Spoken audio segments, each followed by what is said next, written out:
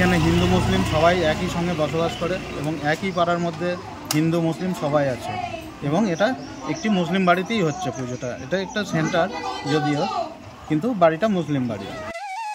সাইফুলের প্রশিক্ষণ কেন্দ্রে সরস্বতী পুজো, অঞ্জলি দিলেন মৌমিতা ইতি খাতুনরা।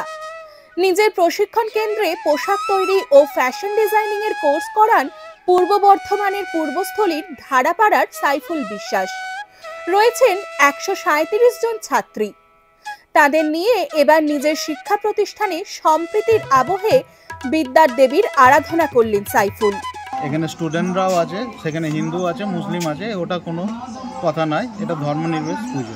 অঞ্জলি কি সবাই দিচ্ছে? হ্যাঁ, এখানে অঞ্জলি সবাই দিচ্ছে, ঠিক আছে। এবং এখানে সবাই হাতে করে একসঙ্গে একত্রিত হয়ে সবাই মিলেই পুজো করছে, ঠিক আছে। এখানে কোনো ধর্ম বিভেদ নেই। মাস পাঁচেক আগে উৎকর্ষ বাংলা প্রকল্পের অধীনে প্রশিক্ষণ কেন্দ্র খুলেছেন সাইফুল। রবিবার তিথি মেনে সেখানে হলো সরস্বতী পুজো। হিন্দু মুসলিম সমস্ত সমন্বয়ে একসঙ্গে স্কুলে শিখি।